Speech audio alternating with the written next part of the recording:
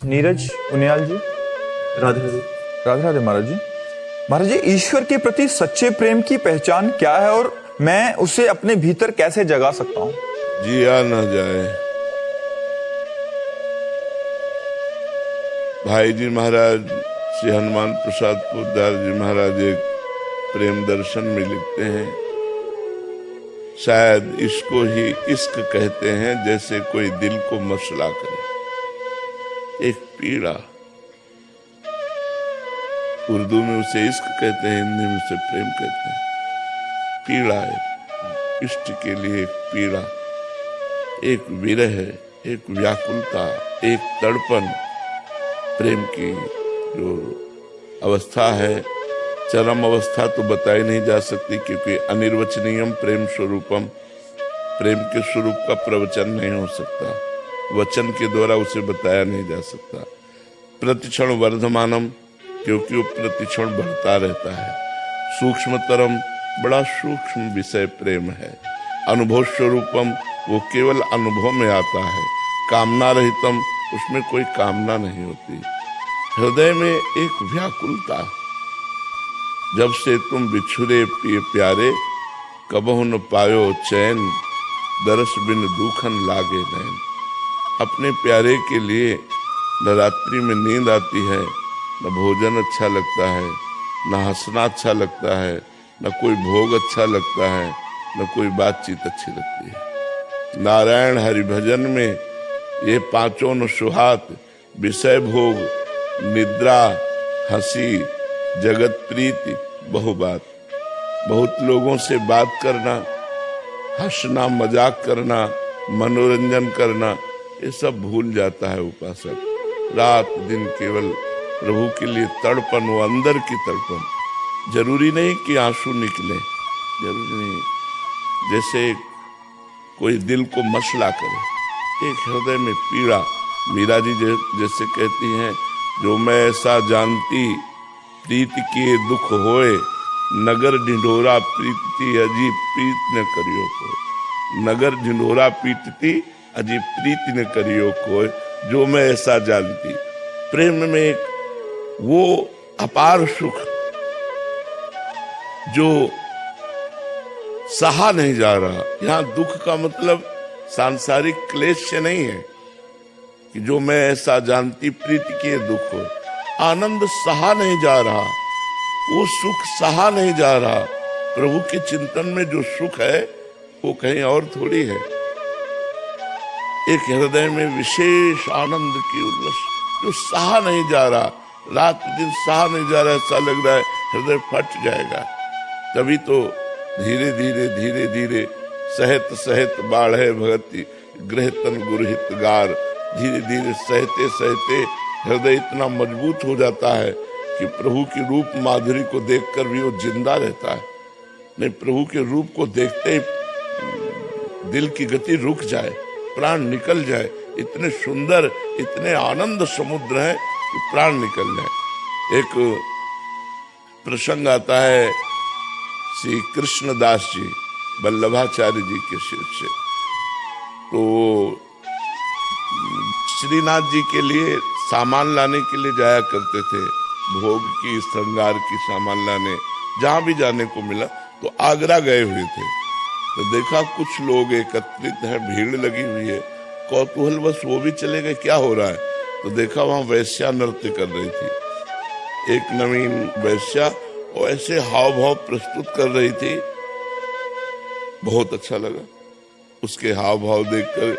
अब अपनी अपनी सोच होती है ना, अब वो अपनी सोच में डूब गए। ये सांसारिक व्यक्तियों को रिझा रही है, अगर ये भगवान को रिझाती तो इसका जन्म सार्थक हो जाता। उस समय उन्होंने 10 रुपया ऐसे, तो वो वैश्या नजदीक आई, वैश्या को देखा, वैश्या ने समझा ये हम पर लुभायमान हो रहे, 10 रुपया दिया। तो जहां रुके हुए थे वहां बुलाया साथ समाज के सहित और कहा, जिस राग में हम कह रहे हैं ये पद सुनाओ। वो प्रवीण वैश्या थी, आलाप लेकर के उसी राग में, और जैसे उन्होंने कहा ऐसा अभिनय करो जैसे सामने बादशाह बैठा हो, और बादशाह के सामने जिस लिहाज से नृत्य किया जाता वैसा नृत्य किया, 1000 मुद्राएं दी और कहा यदि हमारे बादशाह के सामने चलो तुम जितना धन कहोगे वो तुम्हें देंगे। उनके आदमियों को धन दे दिया, उनको हटा दिया और कहा हमारे साथ चलो। अब वो धन की लोभी वेश्या उनके साथ चली आई। अब पूरे ब्रजमंडल में बदनामी हो गई कि कृष्णदास जी इतने बड़े महात्मा और 60-70 वर्ष के, बोले नए यौवन अवस्था की वैश्या को लाए हैं। अब संतों का दिमाग अलग होता है ना। अब समाज में तो निंदा होने लगी कि अरे यार इनकी बुढ़ापा में बुद्धि वैश्या में लग गई, यार भगवान की बड़ी विचित्र माया है। अपनी कुटिया के बगल में कुटिया बनवाई रहने के पास, और समस्त ब्रजमंडल के जो गिरिराज जी के जैसे मानसी गंगा, राधा कुंड, श्याम कुंड, ललिता कुंड, अप्सरा कुंड, सब में स्नान करवाया उसको। और पद ठाकुर जी श्रीनाथ जी का पद याद करवाया उसको और कहा आज मैं अपने बादशाह के सामने ले चल रहा हूं, अगर तू परफेक्ट निकल गई तो तेरा बेड़ा पार हो जाएगा। जीवन भर के लिए मैं जितनी संपत्ति कहेगी दे देंगे, क्योंकि जानते थे कि बचेगी ही नहीं। सामने ले गए तो श्रीनाथ जी महाराज यहीं विराजमान थे गिरिराज जी में। वो तो बाद में गए हैं, नाथ द्वारा में बाद में गए हैं, पहले तो यहीं के तो प्रकट हुए हैं गिरिराज जी से। श्रीनाथ जी के सामने जो मंदिर गिरिराज जी में है ले गए और कहा नृत्य शुरू कर, और साजबाज अपने समाधियों का।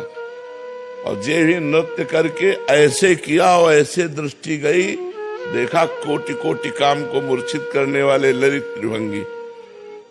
श्रीनाथ जी से कहा कृष्णदास जी ने कि हर बार सामान लाता हूं आपके लिए, इस बार एक नई सामान लाया हूं, इसे आप स्वीकार करें। नई सेवा सौंध है। तो कृष्णदास जी की प्रार्थना से भगवान अपने जे ही स्वरूप को प्रकाश देखते हुए बस ऐसे लुढ़क गए, प्राण छूट गए उसके, वहीं प्राण छूट गए। अरे ऐसा रूप सौंदर्य भगवान का।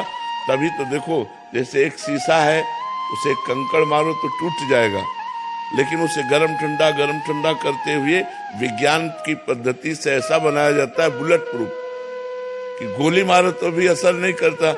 ऐसे ही हमारे हृदय को भक्ति के द्वारा भगवान इतना मजबूत बना देते हैं कि भगवान की रूप माधुरी क्या, भगवान के श्रीअंग की सेवा करते हुए भी वो स्वस्थ चित्त रहता है। नहीं, आनंद के समुद्र है भगवान। हम लोग क्षुद्र आनंद बिंदुओं को, जैसे प्यासा आदमी ओस कण चाटे, ऐसे हम भोगों से अपनी आस मिटाना चाहते हैं, प्यास मिटाना चाहते हैं, और है भगवान के अंश, इसलिए हमारी प्यास कहीं मिटती नहीं। हमें चाहिए आनंद समुद्र जहां दुख का लेस नहीं, वो है श्री भगवान। जब उनके लिए व्याकुलता पैदा हो जाए, यही प्रेम का कि न खान पान ते भावे है, नहीं कोमल वसन सुहावे है, सब विषय लगे ते खारा है, हरि आशिक का मगन्यारा है। जो भगवान का आशिक है उसका कुछ अलग ही स्वरूप रहता है। कहीं कोई रुचि नहीं, कहीं कुछ अच्छा नहीं लगता जगत में, बस वो यही खोज करता रहता है कैसे भगवान मिल जाए, कैसे भगवान का साक्षात्कार हो जाए। किसका प्रश्न था, समझ पाए आप?